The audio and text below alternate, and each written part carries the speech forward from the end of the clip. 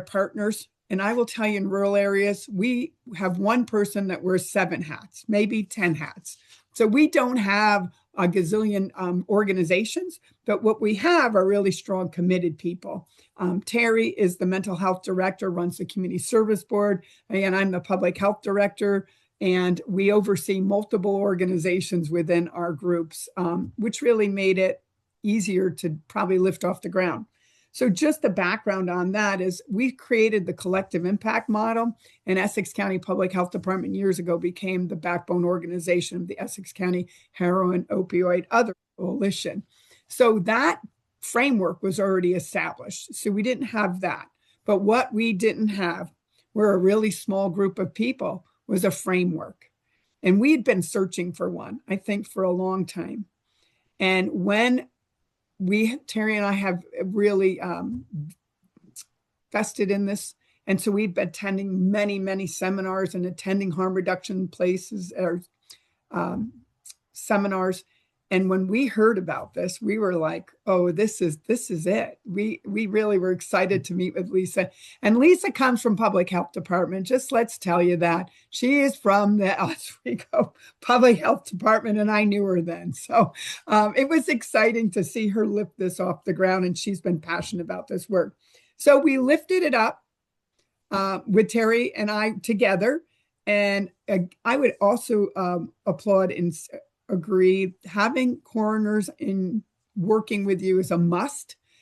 In rural areas, or maybe any areas, I think you'll find that coroners are differently employed. So in our county, they are independent folks that are elected. So it's a really challenging idea to work with them. So we worked with them in unison because the health department had a great connection. And I would tell you, OFRs are all about connections. And this toolkit really helped, if they weren't there, to establish them and to verify them. So I think that pretty much explains the population. Terry, did you want to mention anything about our population? I just wanted to say, piggyback on our population density is 21 people per square mile, if that gives you a sense of how rural it is. But yeah, I feel like the 7 stoplights in the entire county gives an idea of people to understand, wrap their head around, like, wow, that's rural.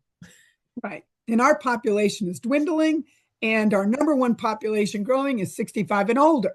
So I think it's great to partner with Putnam, because I think you can see that this toolkit can be used in so many different ways and in a completely different environment. So we had a strong coalition. We went in this with ODMAP. We had been working with ODMAP. We recognized early on with our vastness, we have local police departments, we have sheriff's departments, and we have the state police. The state police takes over about probably 60% of our county. We have no other local PD. The state police run our rural area. And so ODMAP is a fabulous tool when working with the state police, because they're really restricted. So we were working with that in HIDA really early on. So we had a lot of good data. We knew that. As the public health director, I've been tallying every single death certificate for a long, long time. And I also have access to EDRS, which is a state system that I can look into and look at death certificates. So all those things help. But people were still dying, no matter what, with our best things. So we want to understand what was missing. And then the OFR toolkit came in. So our OFR team was built with that toolkit really in mind. I think what really important for us was we learned early on, you need decision makers at the table. It's really nice to have other people that want to help or want to listen in. But if they can't make decisions, if they are not the people that are in the power positions, they're not as useful on your OFR actual team. I think the toolkit helped us to do that. One of the things I think that I really can't say or stress enough, the toolkit is a play, if you will, and everybody had their part. And our coordinator, who's not here equally, but Cassie Christian, did such an amazing job of giving everybody their parts. And Lisa and Jim really said, have them study it, have them come prepared. And gosh, they did. And the toolkit was customizable. They gave us this John Doe kind of person. we were like, oh, that won't work here. We don't even have that, or we don't have this, and our audience won't believe this. And so we changed that around, so much so that at the end of our OFR, people were talking about this as if it was a person that really lived all their life in Essex County, because the person we created could have been anybody in Essex County. Truth, right? I wasn't even sure. Are we talking about somebody like for real?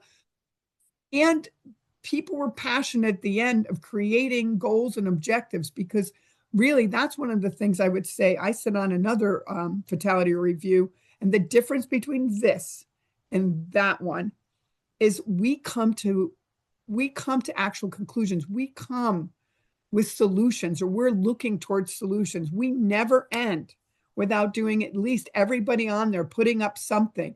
And then we take time later and bring it back to the coalition and assign members and people who are going to pick up that charge and say, listen, this is what we saw. Who's going to fix this problem? So we did a mock. We've done an actual one, and we too are scheduled in March for our second one.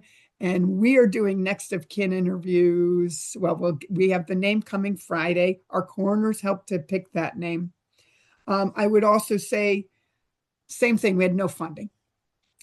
We, just to give you an idea, and I have no idea, Laura, but I'm going to tell you, my actual public health department has 8 employees.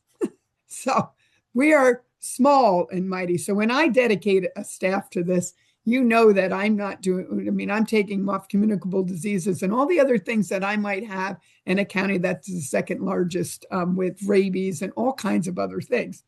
And Terry has a robust mental health department.